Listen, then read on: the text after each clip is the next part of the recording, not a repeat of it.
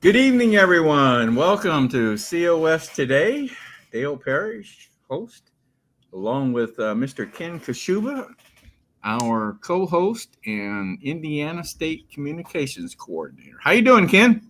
I'm doing fine, Dale. How about yourself? Enjoyed Good. the holiday weekend. Hope you did too. Yep. Had a good weekend. Uh, the fireworks were pretty calm in our neighborhood, and I will have to admit, come midnight, they pretty well shut down. And Now, that's good for you. I actually on the fourth, it was pretty quiet in the neighborhood. The excitement didn't really start till the fifth. Uh, really, on the fifth, they decided till about 1:30 or 2 that some of these big old blasts would be going off. So at 2 a.m., I'm still hearing quite the crackle and pop. are you really? Oh my, Yeah, oh I don't know my, why people feel that they have to wait till that hour, but yeah. anyway. Do you have any pets? I do. I have a rescue who goes into ultra shy mode and does some shaking. I Yeah, don't know. He's got to be on your lap or something, or under the table, one or the other. every pet we ever had, it was the Fourth of July was just traumatic for them.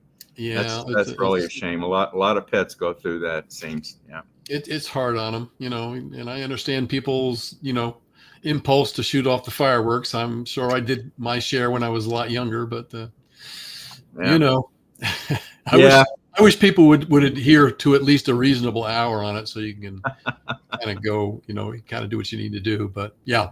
Yeah. Well, I grew up in Illinois, so we couldn't have fireworks in Illinois.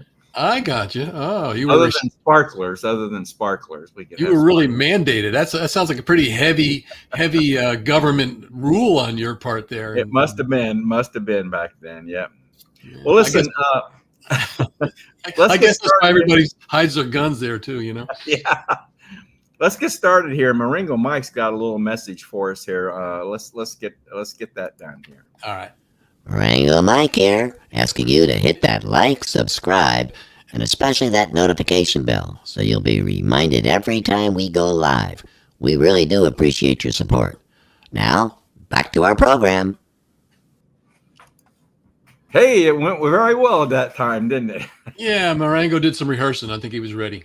Is he? Okay. Yeah. Yeah, we've had a little problem with that in the past. Well, that Marengo, whether your finger, I don't know, one or the other. It might have been, yeah. Well, Ken, this is this first segment. This is something new we've been doing for the past few weeks, and I think it's been very good. Um, we've been getting favorable responses from various people. We bring on a couple more of our contributors, and we just talk about whatever is on their mind in the news here lately. And there's always something in the news, always something to think about. So I want to bring on a couple of our contributors for tonight. And the first one I'm going to bring on is Miss Diana Tullis. You're muted, Diana. So let me. There you go. Oh, I just muted you again. I'm going to unmute you. You're. I got it. You got it. All right. All right. Sorry about that. And our other contributor is Mr. Larry Larry Hudson. Larry does our Meet the Founders series, and he's just getting ready to move out away from George Washington onto Ben Franklin here. So, how you doing, Larry? I'm doing well. Thank you. And I might mention Diana is also the Ohio State Communications Coordinator, Ken's counterpart in Ohio. So, well, guys, what's on your mind now? What's happening in the news that you wanna talk about? Diana, why don't you? Let's go, ladies first here. Why don't you? What's on your mind? Well, what is on my mind is as I ponder, and I really am having a difficult time watching the videos from the floods in Texas. It's horrifying. It's heart-wrenching. We have felt pains before in our country, and for our fellow statesman, but this is a really real situation with kids involved, and it's just a special kind of horror. And I have been listening to some of the news that I have gathered, and I know Ken's going to touch on this specific to Chuck Schumer and what he is asking for. But in general, I'm disgusted with the media's handling of this, and that they're using the situation as a way to attack Donald Trump and the administration about the Doge cuts, and even the notion that those cuts had anything to do with any kind of failure in Texas is absurd. I listened to a almost minute by minute, hour by hour report that had gone on for hours and hours, like I want to say 12 hours before the floods. Nobody knew what was going to happen. The weather is hard to predict, and it's just not an easy thing to predict. People were in bed by the time the danger started, and to use this as a political weapon against the Trump administration because of their work with Doge and trying to pare back on wasteful spending, our money, and then use it is so disgusting while there are still bodies missing. I mean, even if this were a month later, it would be disgusting. But for right now, today, it is in horrific taste.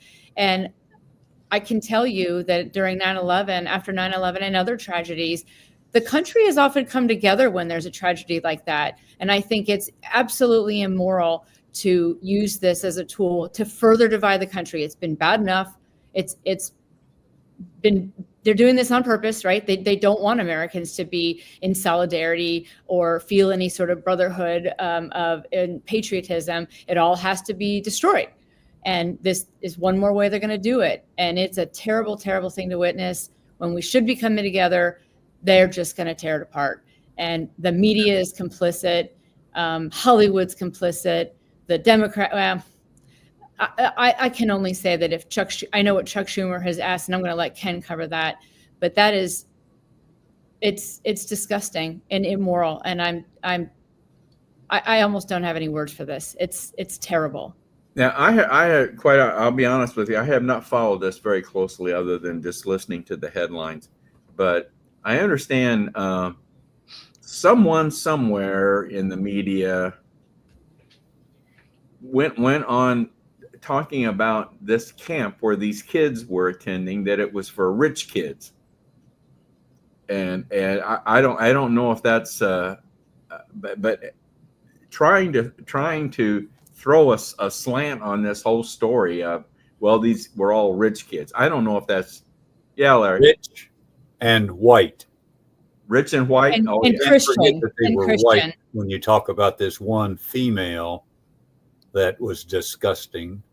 And she said, reap what you, I think it was reap what you get what you reap, or something like that. They fired her, I'm told, but that's probably just for public consumption. Yeah, I did hear something about that person being fired. I didn't know if it was a man or a woman, quite honestly, but no, it was on TikTok, and she had her mug pasted on the screenshot. Really? That's almost like classifying alligator Alcatraz as a concentration camp. Have you heard that one too? Yeah. A concentration camp. For years, I'll say it again, Democrats have no redeeming qualities today. None. Well, at least I was trying not to be partisan. I'm not partisan. I'm just an innocent bystander, but it's like patent leather shoes. It's obvious. Yeah. You can't hide it. Yeah. Well, I'll tell you, that's while we're on that topic, Ken, that you wanted to, that was kind of something you were thinking about too, right? Yeah, I mean, obviously it was hard to get away from that topic in the news. I mean, it was just all over, and as Diana said, it's heartbreaking to watch, something like this happen that is totally, well, you can't, I hate to just call things Mother Nature, but that's this was never seen before. The size of this, and I know the reports vary from 21, 24 feet in 45 minutes or less. I watched some footage that even showed things from the air in slow motion, how fast on a ramp in one of the boating areas or around there, how fast the water rose, and cars, the police and other people that were trying to get into the area, it showed them backing up little by little by little. I say that just to, I mean, when you start looking at the size and the amount that this storm produced, and I listened to a number of other people that lived in the area and are well versed with flash floods. I mean, this is something that's not uncommon there. And they talked about the different channels and how you never know which channel will fill, which way the water will go. So there's no way that the National Weather Forecast can pinpoint which channel these flash floods will occur in. The post that I read did say that the National Weather Service did in fact produce warnings. And of course, this is happening in the middle of the night. So these people that were in this camp were already bedded down. You're talking 2 to 4 in the morning. They're already bedded down. These warnings were issued. And Schumer, of all, I mean, this man, I mean, when you watch him read his statements, most of them generally prepared by other people. I don't think the man has a heartfelt statement that he's made yet in years. He's a degenerate. He's calling for a federal investigation. He's, again, as Diana mentioned, he's trying to pin this on the Trump administration and DOJ and cuts in the National Weather Forecast, services. And it's just like you said, I mean, I think everybody kind of agrees. I mean, at this point they have nothing, and it doesn't matter that they can't sign on to a win anywhere or something that's good for the country. It's always, well, here's another reason to pile on Trump. And regardless of whether you like or hate the man, I think you have to look at some of the things he's doing and look at some of the obvious facts, unemployment, interest rates, gas prices. If you look at all those things as to where they are, he has done something, and it's been positive. So whether you agree with the policies or not, I mean, to me, I think, if there are Democrats out there listening, if I can be anywhere near nonpartisan at this point, I think it would be helpful if you and your party would actually sign on and actually stand up and applaud the man once in a while. You might actually get some people that actually, might not think about leaving the party because of your actions. But that's all this is. It's a piling on, and they look for any opportunity to basically ramrod and come on and it's the lies. It's the lies that I think most people are really familiar with at this point and can understand. But I think there's still that portion of the population, I think, that needs to hear the truth, and they're still under the guise of falsities. So yeah, it's a horrible situation. Yep. I had the opportunity to work with a dam repair project 5 or 6 years ago, and an engineer told me in planning for floods and how they repair dams and talk about water levels and that sort of thing, they take into what they can call a 100-year event. There are 100-year rain events. I'm not sure how they're factored in, but they are the event that the water is so massive, probably much like what they experienced in Kerrville, that you won't experience this but once every 100 years. And you can't plan for that. Those come unannounced.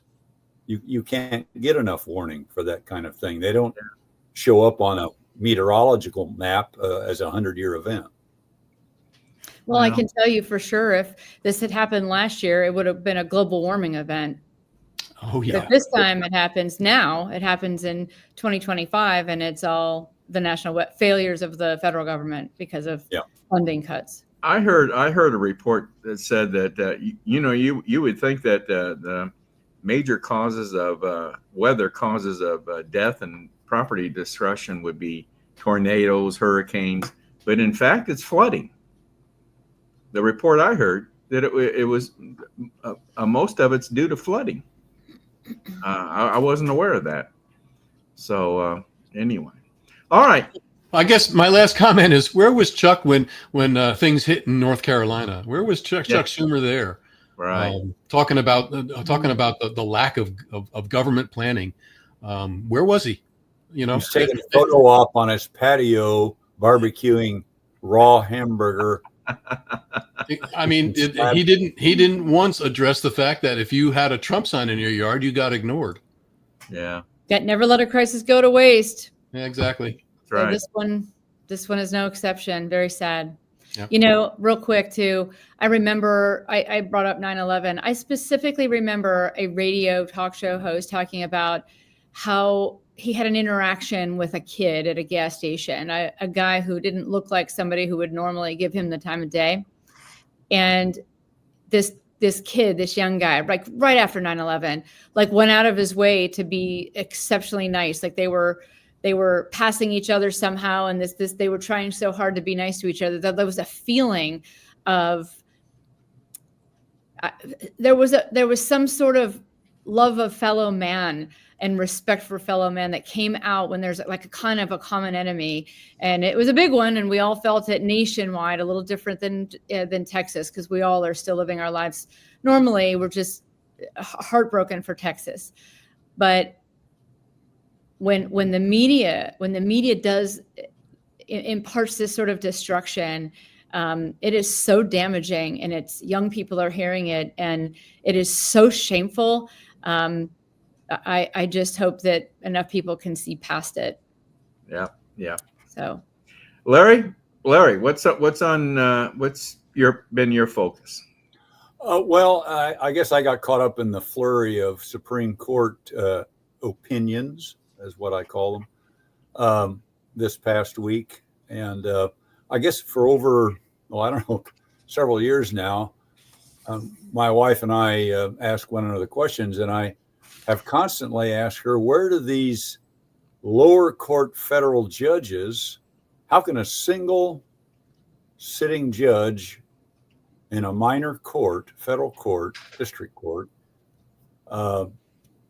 stop, impede, obfuscate national policy? That's way out of their lane. I don't know how we could trust any single individual, no matter what his background and training or hers might be, to do that sort of thing. And of course, the Supreme Court tried to address it a little bit last week, and I thought it was faint-hearted at that. And so I just don't understand.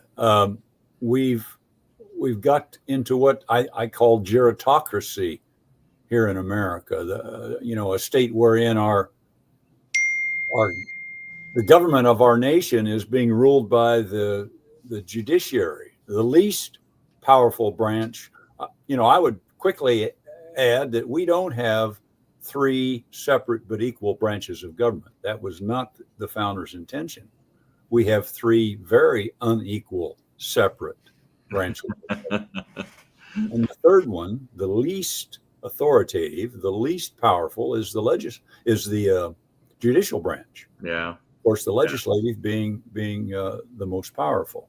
But it just seems to me that the rule of law is being replaced by the rule of the unelected independent judges now, and I just don't like it.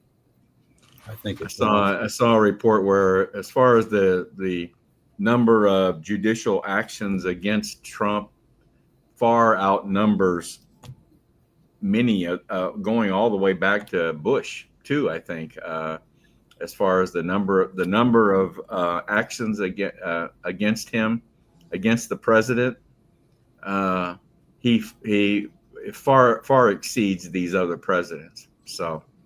I think I saw the same thing. In his first term, he had, 30 or 40 such injunctions, and now in his second term, he's got over 100. I don't know, it's over 140 or something like that.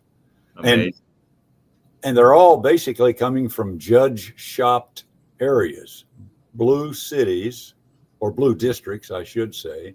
They're district court judges, and they have just one. They're all biased. Of course, we're all biased, but a judge is supposed to be able to put his or her bias aside when they make rulings. Yeah. I don't think that's happening. I think it's patently obvious what's going on. Yeah, agree with you. Well, what's been on my mind here in the past week, and I want you all to chime in on this too, but I've got two things. Number one is I'm still thinking about this big, beautiful bill, all the great things that are in it, obviously. But the thing that is missing in it, and that I really hope it gets addressed more and more, and that's the controlling spending and the addressing our deficit and the national debt. I really thought that was going to be a major part of that big, beautiful bill. But as it turns out, I don't think it could have been. I listened to Mark Levin. Tell me how that is. I've heard that, Larry, but do you know how is I don't fully understand it either. I don't fully understand it either, but I heard him Saturday night talking with, and I should have written his name down, John Yoo, I believe it is. He's a constitutional scholar, I think, in California somewhere. I don't know if it's Stanford or Berkeley. And reconciliation bills, you're not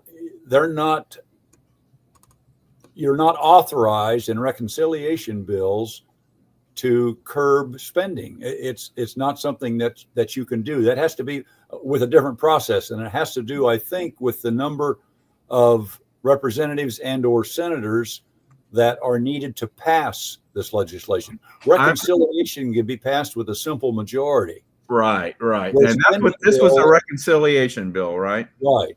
I don't. So in other words, there may not have been enough votes to get that far, and it could have put the rest of it at risk because they wouldn't have gotten the kind of votes they needed with all that. Okay. There was some talk, if you remember back when there were talk of let's do it twice. Let's do two bills. And the president and his team said, no, we want it in one bill. We need to get it passed. It's got the tax cut in it. We can't afford to separate and try to do this over two reconciliation bills. So according to Mark Levin, there will be further bills coming out of the House that will address spending cuts. I don't know. I certainly hope. That's what I heard. I heard Levin was basically saying the same thing, that they had to get this done, and then there'd be additional. They'd address it in a couple different segments coming, in coming years. Yeah. Oh, I certainly hope so, because and something that's not in here is the revenue.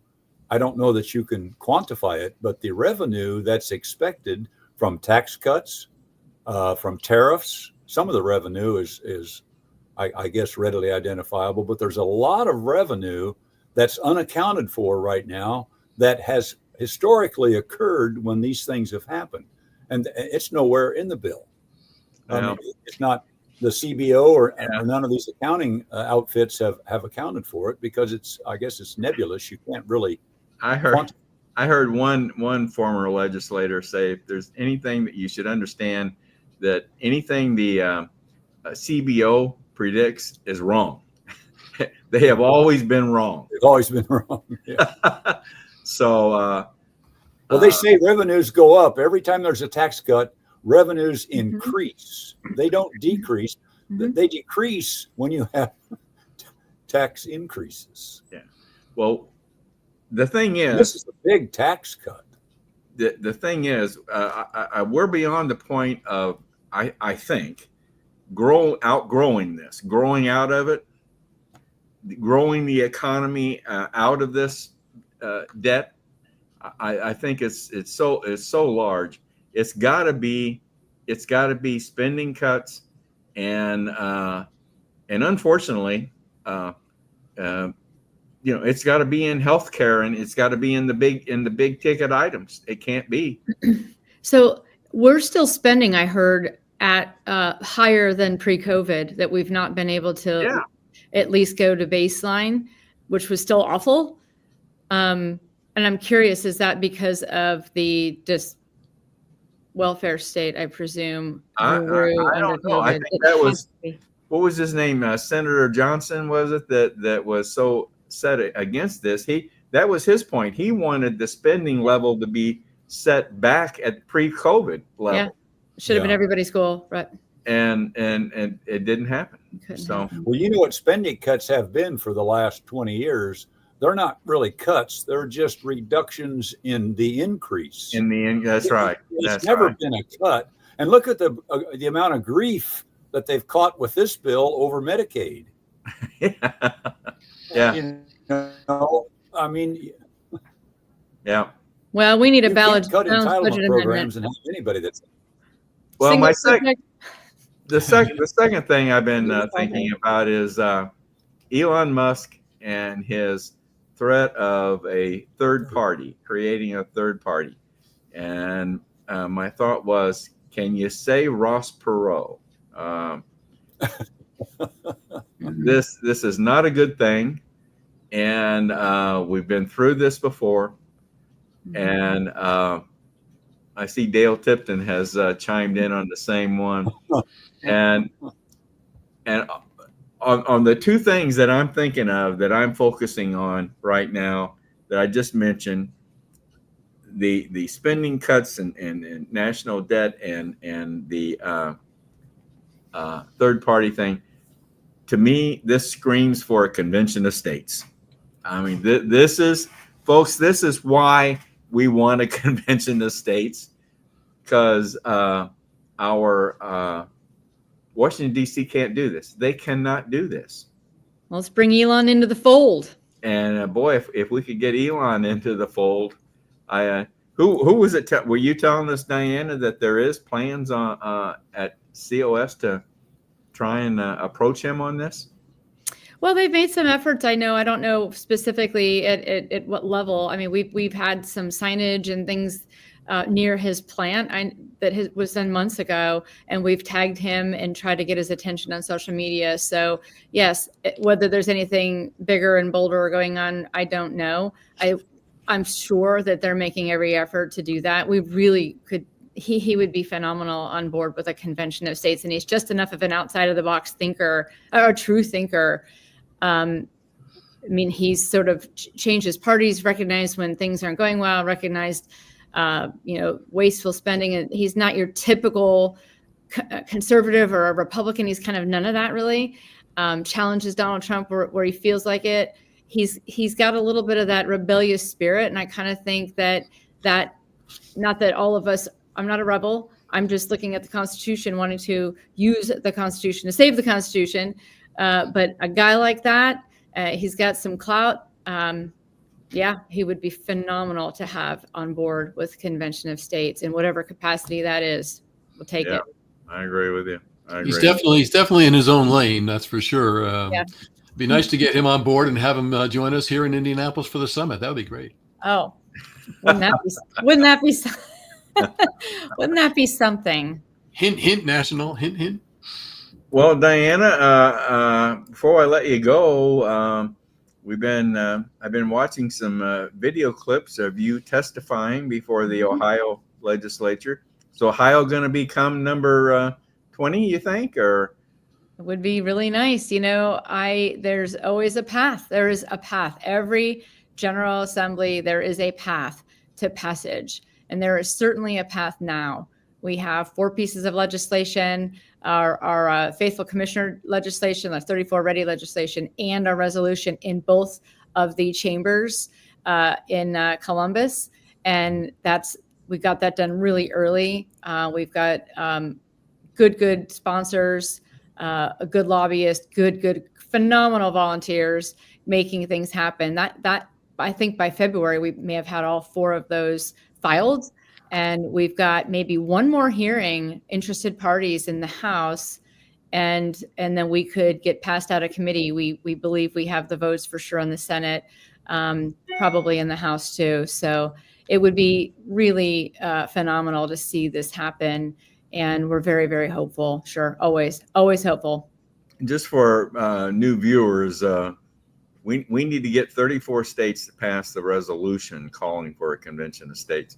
We're at 19. We've been stuck at 19 for over a year now, and we're just grabbing whatever state possibly could be number 20. We're just so anxious. And for all the Hoosiers, I had the very good fortune of accompanying Catherine, my boss, and Michael Ferris to the Indiana legislature, where they had a joint meeting to discuss the 34 ready legislation that they did pass this year. Thank you, Right. Indiana.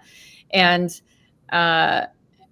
it was a joint session. I'd never seen anything. It wasn't even a session. It was just a meeting, but there were senators and representatives in the same room, and I'd never seen that before in my time in Ohio. And I honestly think a lot of them in the room, and there were a lot of supporters in the room that day, were saying, what in the world is the holdup out there? You know, Yeah. I don't think the Indiana legislators that passed Convention of States, or even those just supported it because it already passed, are losing sleep over the passage of the Convention of States resolution in Indiana. And I don't think Ohio legislators should be worried about it either. They should sleep very, very well, knowing that they've helped make Ohio state number 20. So Yeah. we'll look for that this year. Would be great. That would be great. We mentioned that a lot Sunday or Friday, didn't we, Ken? Yes, Ohio's on the cusp. Mhm. we do. Yep. We must have said So that. in Ohio, this has to get out of committee. Is the House committee? Did you say? Yeah, it has to be. They have it's quite different than other states, I'm told. There's a proponent testimony, opponent testimony, and then interested parties, and then there's a vote. So we've made our way into all of those except for the House, which we have. We just had opponent. Let me think about that. We haven't had opponent in the House yet. And interested parties. They combined the interested parties in the Senate when they had opponent. So we're all kind of caught up there, just waiting for a vote. I don't know what they wait for, frankly, and we have a lot of support there. You'd think they'd want to just check us off the list and say, let's get this off the list, just take a vote. But I really don't know how that works and how that sausage is made exactly. No, We're sitting there waiting. it's And a hard process. It's a one more. difficult process to get through. Yeah, it really is. I don't know what Indiana, if it's a little quicker than that, but maybe not. Maybe it's Yeah. not. But we're very patient. We're using the time we have now to reach out to some freshmen that maybe have been hard to read and, maybe leaning the wrong direction and need a little guidance on that. But we do have truly, over half of the Republicans in in the House are co-sponsors of our resolution, Wow. like over half. Wow. So we do have a lot of support. We just need to get, move over the edge there into some action, frankly. All right. Okay. Well, that's a wrap then for this segment. Thank you, Larry. Thank you, Diana, for participating. Been very, very good discussion. And we'll have you back again sometime. So thank you very much, guys. Thank you. Good night, gentlemen. Take care. Good night. Let me get Diana off the. Did you get her off? Okay. She's off. Yep. She's off the screen. All right. Yep. All right. Well, Ken, let's move on to our main presentation tonight. We have with us the state director for Idaho, Mr. Billy Norp. Billy, I hope I'm pronouncing your name right. You'll have to correct me when I bring you on here. But Billy is going to talk to us about, I don't know if we want to classify it as climate change or the Green New Deal or a combination of both. but he's got some. He's put together a dynamic presentation here and with a great PowerPoint, and I hope we can get through it tonight. But we'll give it a good shot. So let's bring Billy on. I'm going to unmute him now. Nope, he's going to have to do that, I guess. Let's bring him on. Hey, Billy. Hello. Hello, Billy. What did I pronounce your name right? Is it Norp? You did, since we're in the United States, and my ancestors back in the early 1800s, when they immigrated, anglicized it and stopped saying the K. If we were still in Germany, you'd be wrong. If we're not Germany. How would it be pronounced in Germany? Knorp? Knorp? Really? Yeah. Mm. That's interesting. That's interesting. Yeah, I still have cousins in Stuttgart area. Long lost cousins, I might add. I don't know. All right. So, Billy, you're in Idaho. Where in the state of Idaho generally are you located? I live near Boise, the capital. I'm in the town of Meridian, actually. It's near Boise. It's in the southwest corner of Idaho. Okay. So, yeah, it's a beautiful state we have. Is it hot out there too? It's been cool the last few days. It's been great.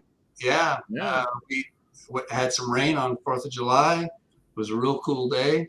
Didn't dampen anybody's spirits on the shooting off fireworks, I don't think. Okay. Still plenty of that. All right. Well, Billy, you want me to bring on your PowerPoint and we'll just start from there? Sure. Okay. How does that look? Okay. Yeah. Just skip this one and go to the next one. This is just a little. Okay. So That's scary. That's scary. you want to talk about climate change, right? Yeah. So this is basically the way the climate activists think of the world, that it's about ready to get set on fire. So click that next one. And this is what, and their reasoning is that it's because we've increased CO2 concentrations. That is, they blame everything, all the climate change, all the disasters, everything that they predict are based on CO2 concentrations raising and getting too high. Okay. Because it's man-caused. We have, in fact, since World War II, started to increase it. But that's not really true. What is actually happening, click the next one, is the fact that increased CO2 levels are helping our planet to get better, are improving it. And I don't know how they missed all the real facts about this, but I'll try and go over at least a summary of it. Okay, click it a couple of times to get it. Yeah, I'm just gonna bring all this up here, okay? Okay, that's good.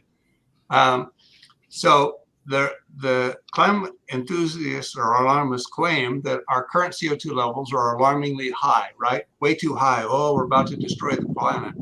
We're almost at a tipping point.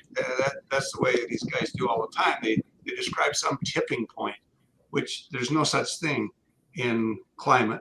But anyway, that's what they use, is the word tipping point, and that it's going to destroy our climate if we go over 400 parts per million.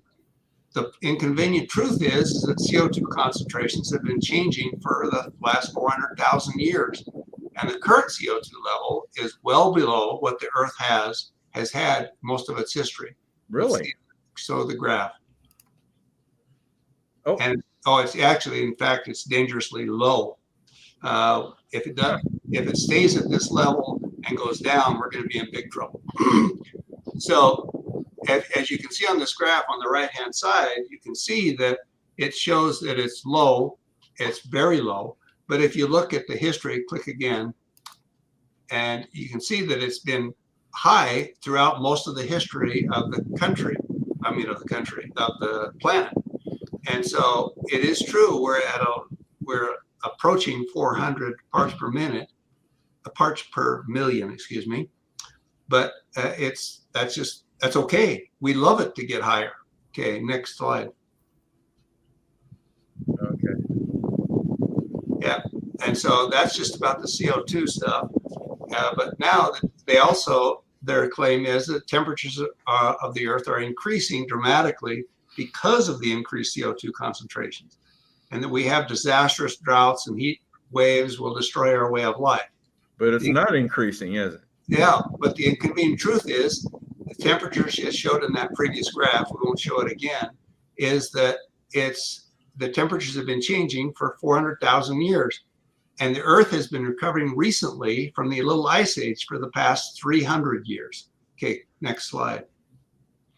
So this is sort of this is a graph of quite a few years here. As you can see, the right-hand side of it, it starts in about 1600, that we've been on a warming trend since about 1600. But man didn't start making more CO2 until about 1940.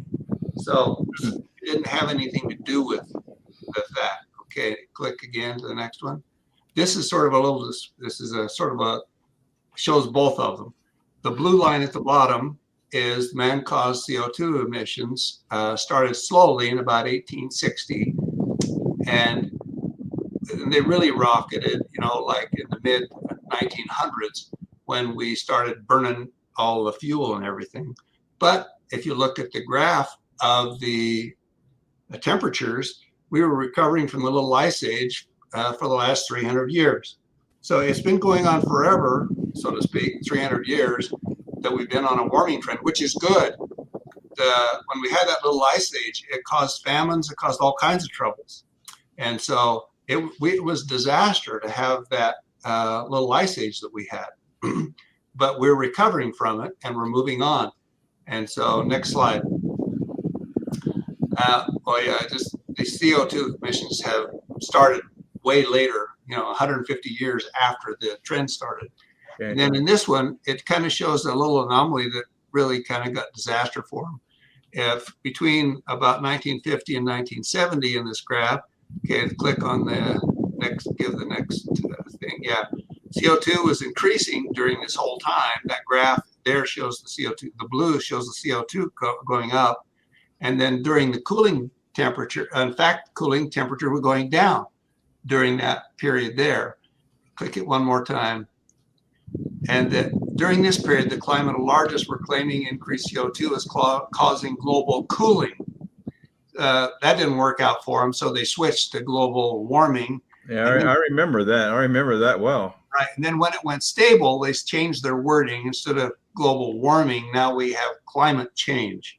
Okay. So they're, they had to change words when the actuality hit. So okay, next slide. We're kind of going kind of fast here. I hope this isn't going to be too fast for people to pick up. No, that's fine. That's fine. Okay, click one more time to get that last thing. Okay. Yeah. So climate alarmists have been predicting natural disasters. The normal weather cycles that we have, because we have weather cycles. It's hot one year, it's cold the next year. We just have a natural cycle going on. They keep using anything that appears to be really severe as a disaster caused by the problem, that they envision, which is the CO2. The inconvenient truth is that all of those are down. Forest fires, heat waves, and drought frequencies are down.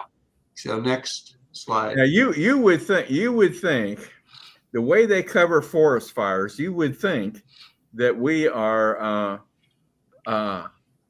swamped. Well, I can't think of a better term with fires, forest fires. You would. Right. Yes, you would.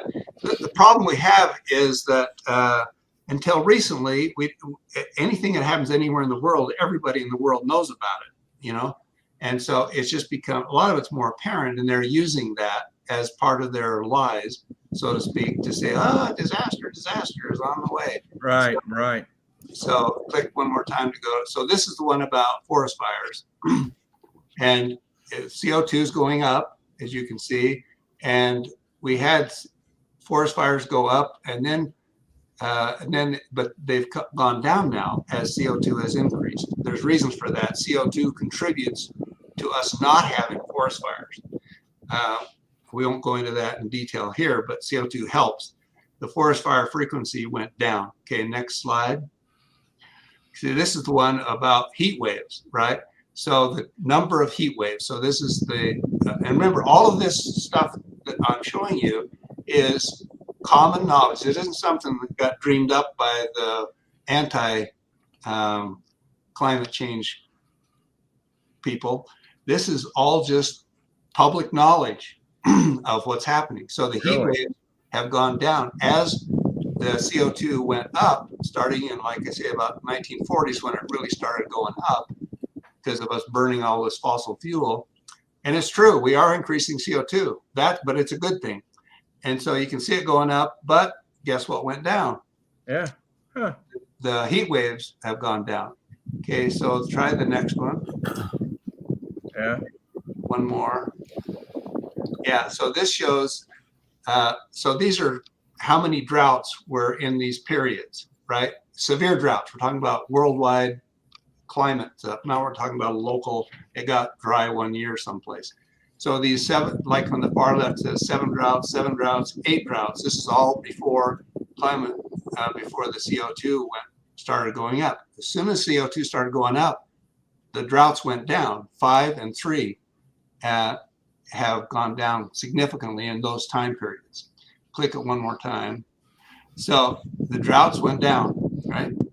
So anyway, to summarize all of this is all the disasters, and there's more graphs. I just didn't try and put them all on here in this. There's all those disasters they're claiming are problems from CO2 do not exist. They are going down.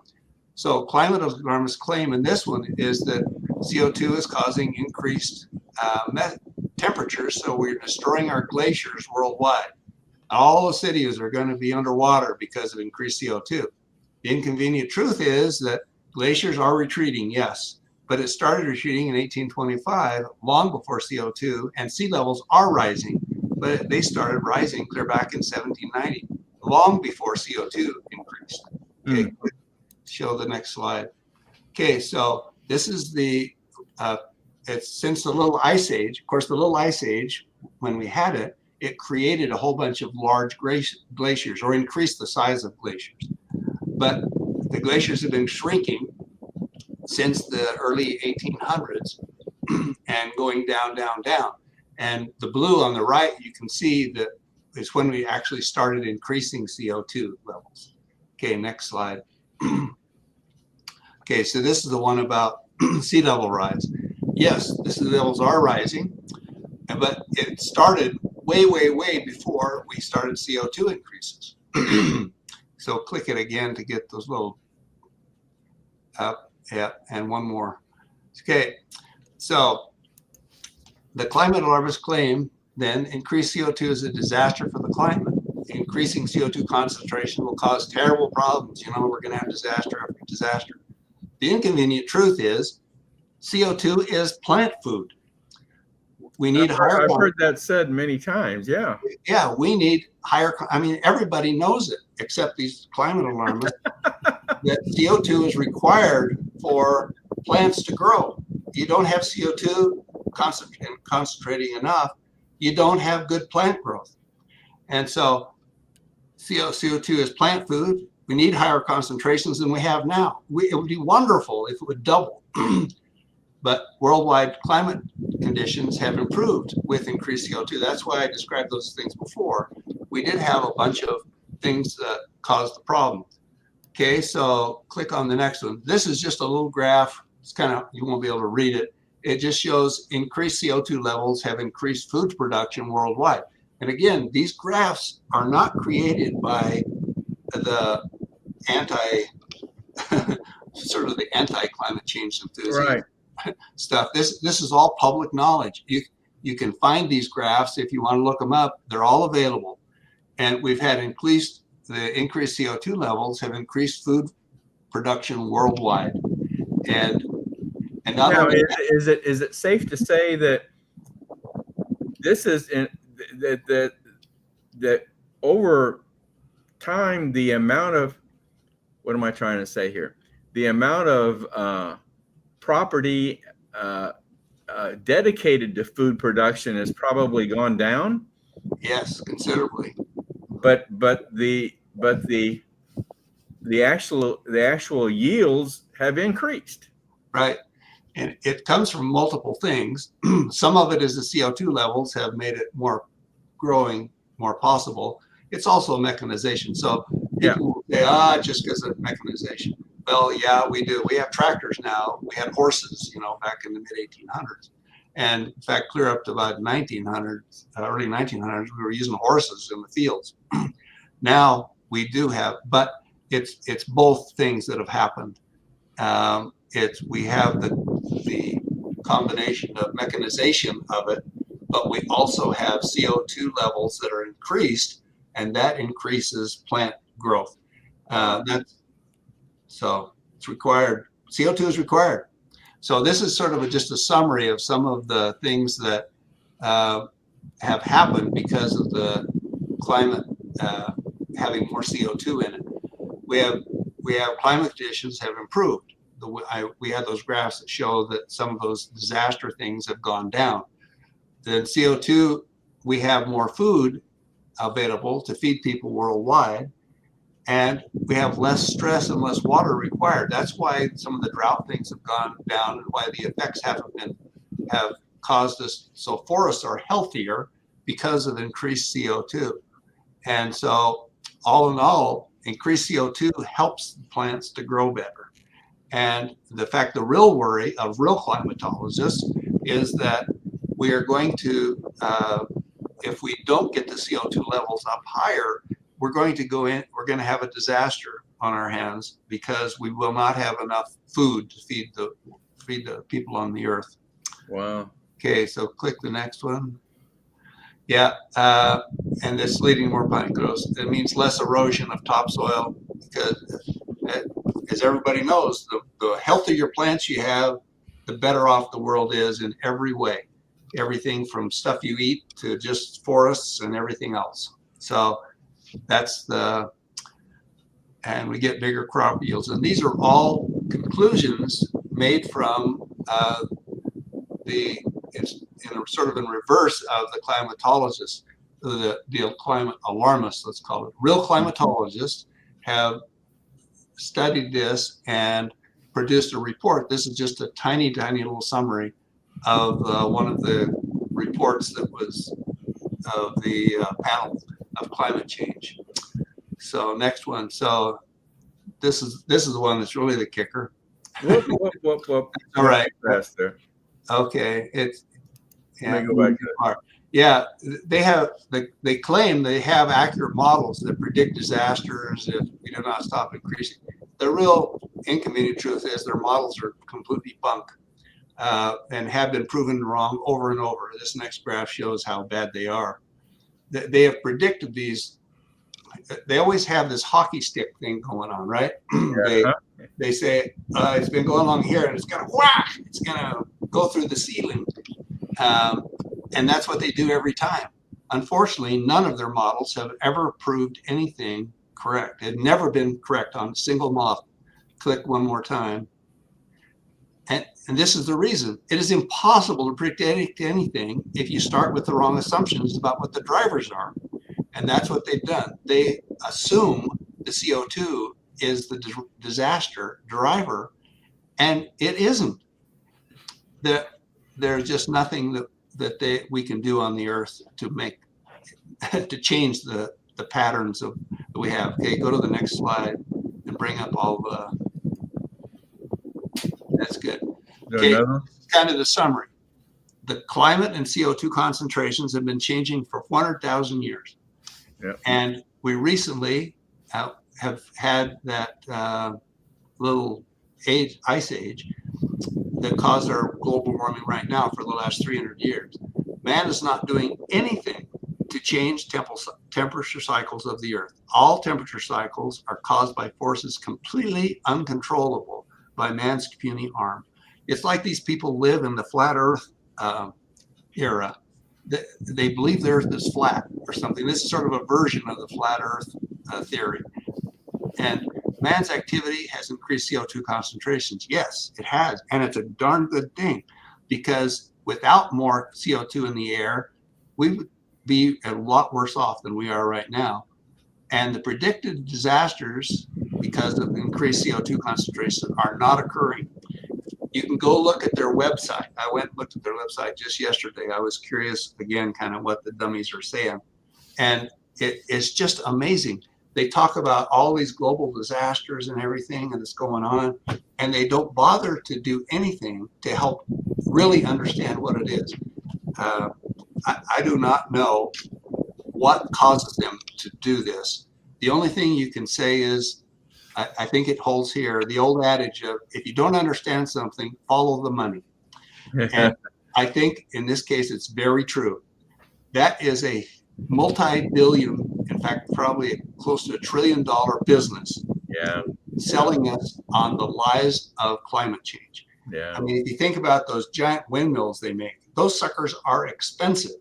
And the only way they can make them, because they aren't useful at all, really. I mean, they produce so little power that as to be laughable, that and there's, but a lot of subsidies go into all of that. And therefore, you know, and they've had, there are other examples, you know, they had huge blackouts recently in Europe because they've been trying to push too much of their requirement into sources that aren't reliable, like the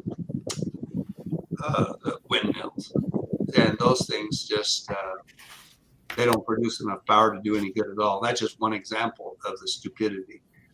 And it's just crazy to me. It is beyond how they could, why do they do this? And why does our government fall into the trap? Well, the good news is Trump doesn't fall into the trap. He believes what I just told you. It appears anyway. I've never showed him my presentation, obviously.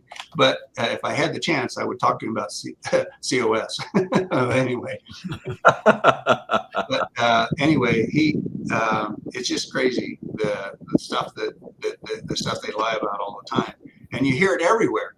It's like, it's always implied, you know, if there's a big heat wave someplace, or if there is a drought someplace, or if there's a whole bunch of storms, or even this disaster that's going on in Texas right now. They're trying to blame that on climate change. Got nothing to do with climate change.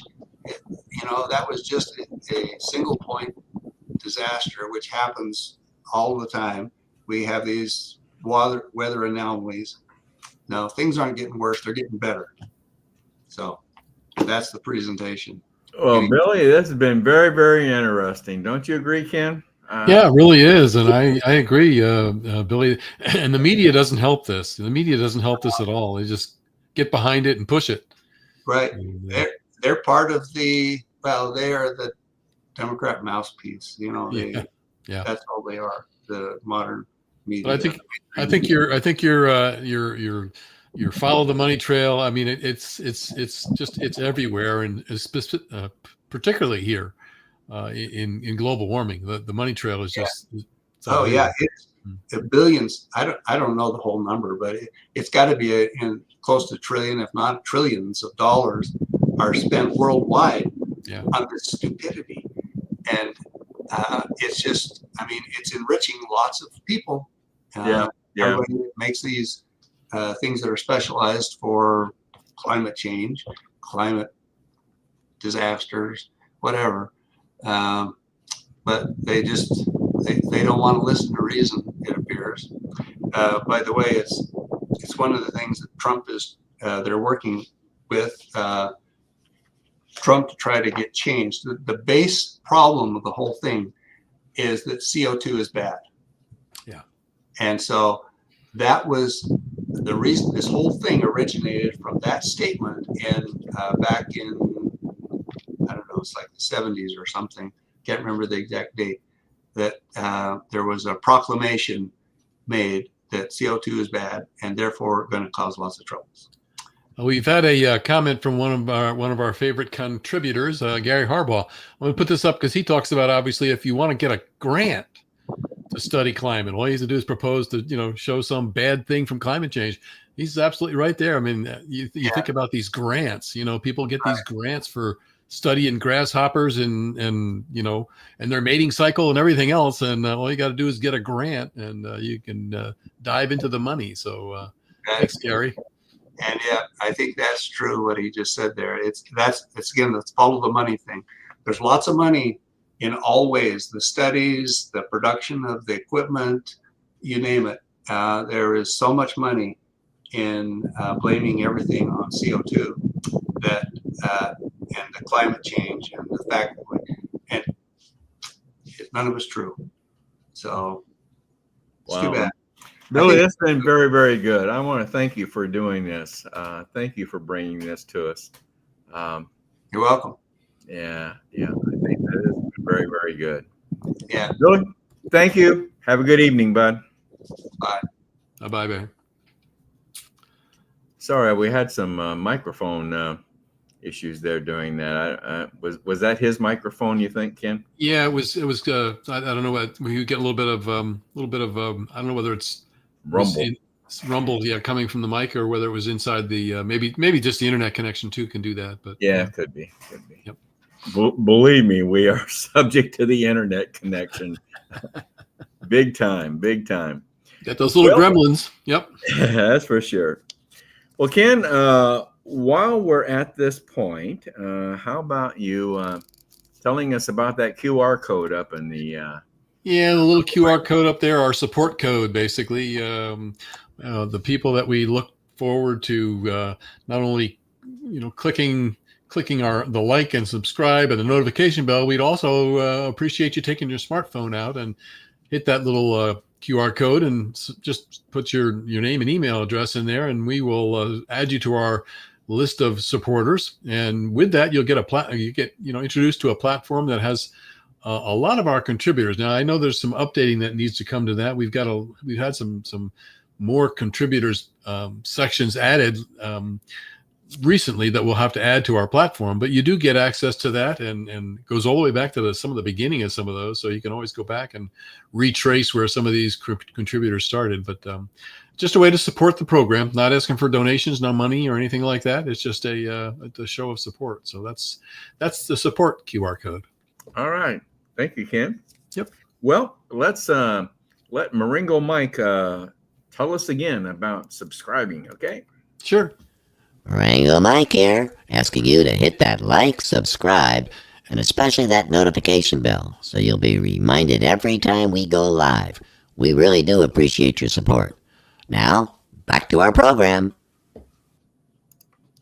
Good job, Maringo Mike. All right. Yeah, he's doing a good job with that. Good. Well, last week we did not have a Dave's Daily Dose. He was on vacation, I think, so he didn't produce anything for us last week. But he's got something for us tonight, and it happens to be on the big beautiful bill. So let's see what Dave's got for us tonight.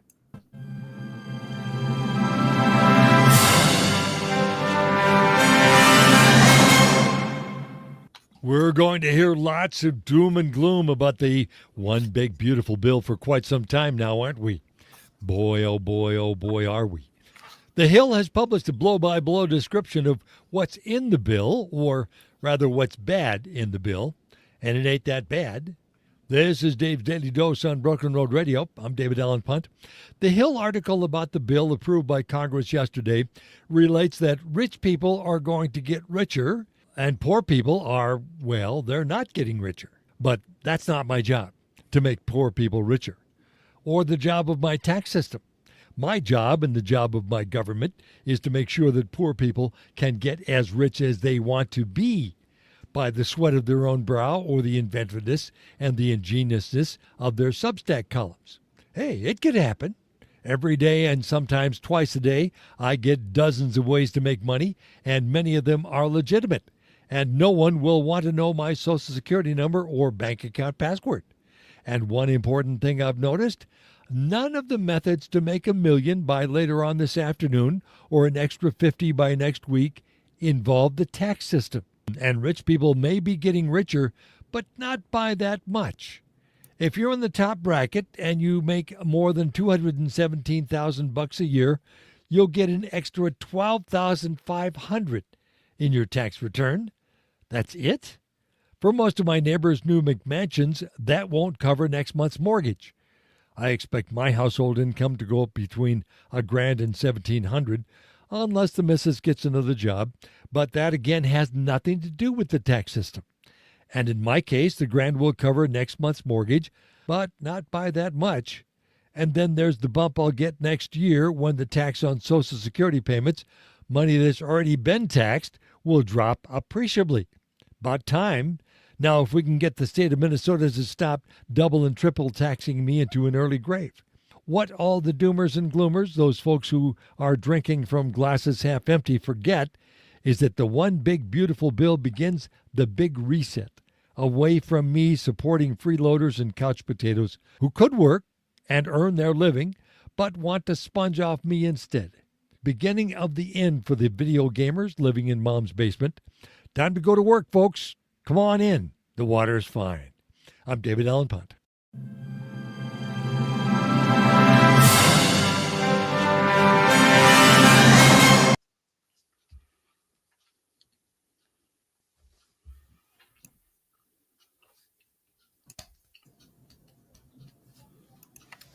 So I'm coming back. We're coming back. You having trouble finding that button again, aren't you, Dave? Yeah. I was trying to unmute myself and get us back on the screen at the same time. Anyway. I'm going to have to ask Dave about that second job he's talking about his wife taking. I didn't know she was working one, never mind two. Yeah, I think he's anxious to get her that second job.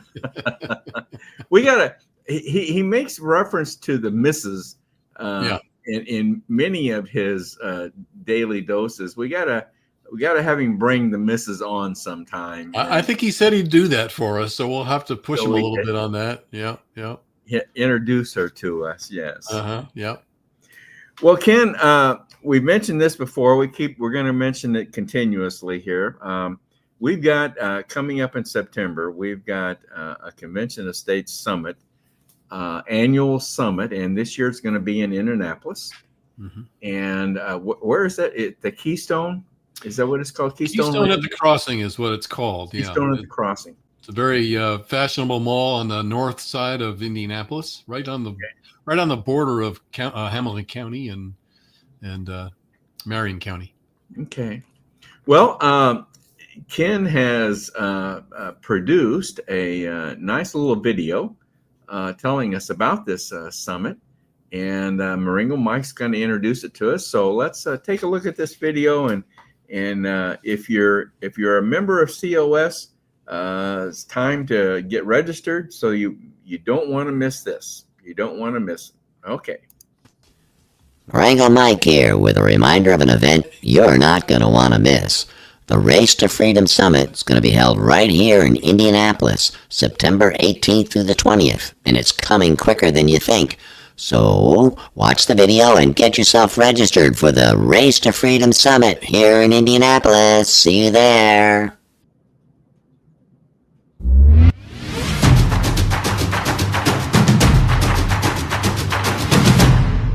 Hey, Convention of States, this is Lieutenant Governor Micah Beckwith. We're so happy to have you here in Indiana. I'm a big supporter of an Article 5 convention. I love what you're doing. Keep driving that ball home, and welcome to Indianapolis.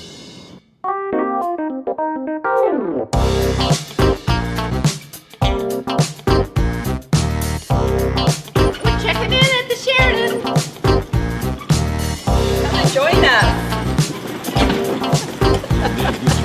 Friends for Race to Freedom.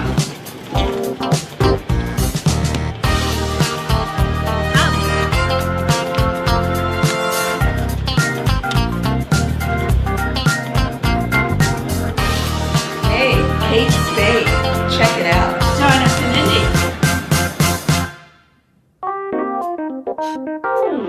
Ladies and gentlemen, start your engines. Race to Freedom.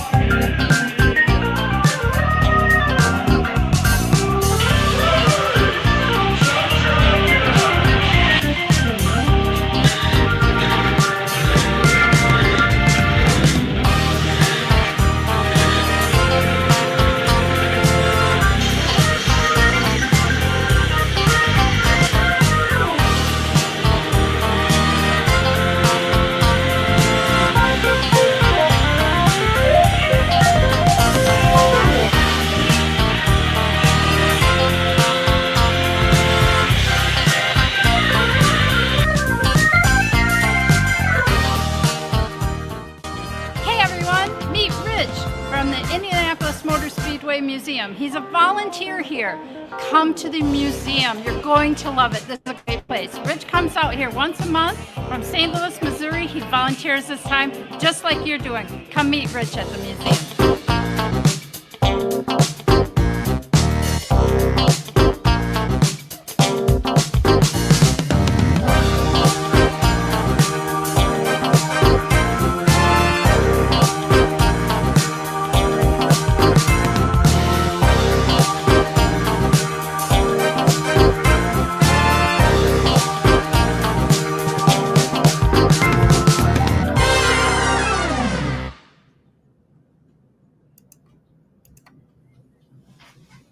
Very good. Very good. Yeah. Even though the race is over, it's certainly the race to freedom,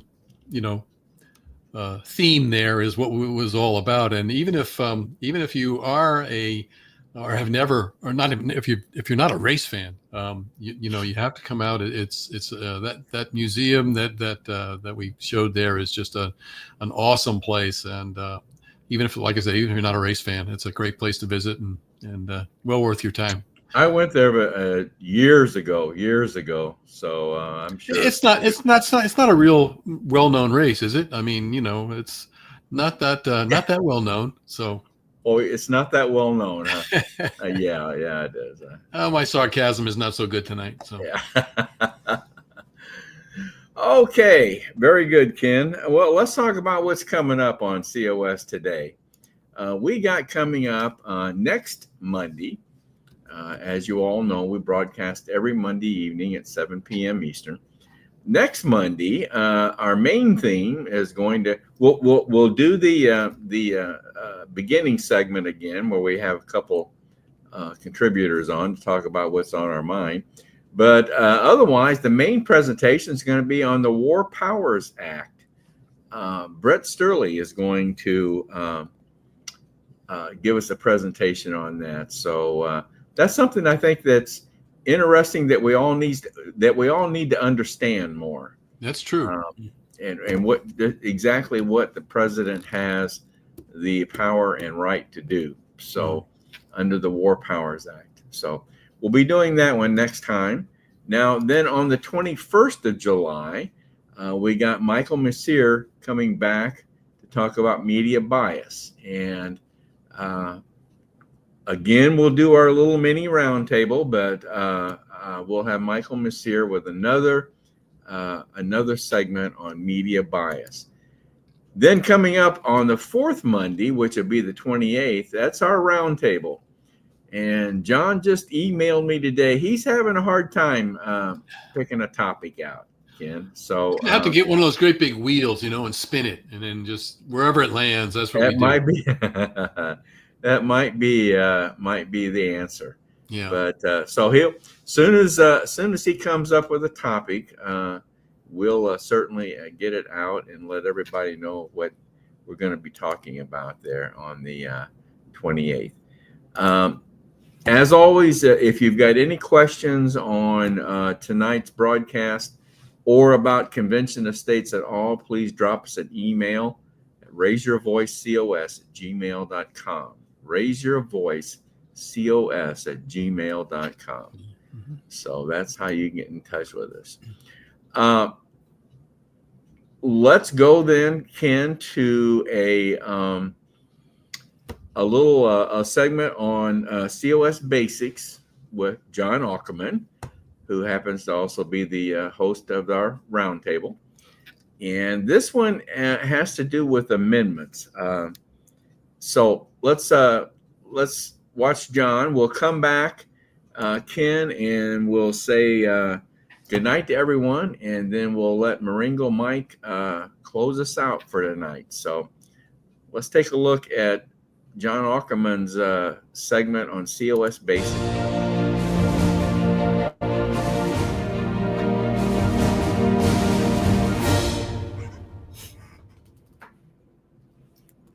John Ackerman for Convention of States, Indiana. In this episode of COS Basics, I'm indebted to attorney Rita M. Peters for these ideas. She tells us that beneath the cloud of dust that's been raised by those who oppose an Article 5 convention, there are real answers to be found to genuine questions or concerns about the process. And here's the first one.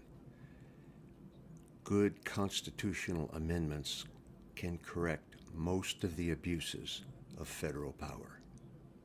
Let that one sink in. Good constitutional amendments can correct most of the abuses of federal power. First of all, it's important to understand why Convention of States is seeking an amendments convention in the first place. Adding amendments to the Constitution is a serious and difficult business, and we would not undertake this enormous effort if we believed that there were some other way to put our nation back on its proper course. Most of the problems we now face as a nation are the result of erroneous interpretations of the Constitution that capitalize on ambiguities in the wording of certain phrases. For example, the general welfare clause is now interpreted as unlimited power to spend money. So we can restore the federal government to its proper, limited place only by clarifying the original meaning of those phrases through constitutional amendments, effectively overturning the bad Supreme Court precedents that have eviscerated our federal system. So, I close by repeating Rita Peters' point. Good constitutional amendments can correct most of the federal abuses of power.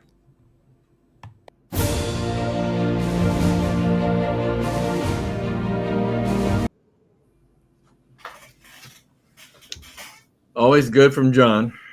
Yeah, those are, he did quite a few of those. So it's always interesting that he covers the basics. Yeah, we try to get one in every week for him. So yeah, I think he does a good job on that. Well, Ken, that's a wrap for tonight. We're closing out a little earlier than normal. Yeah, a little bit. That's not too bad. No, that's not bad. It's not bad. Well, you know what we were missing tonight was our national update. Right. That normally that comes out every week, right on target, but didn't come out.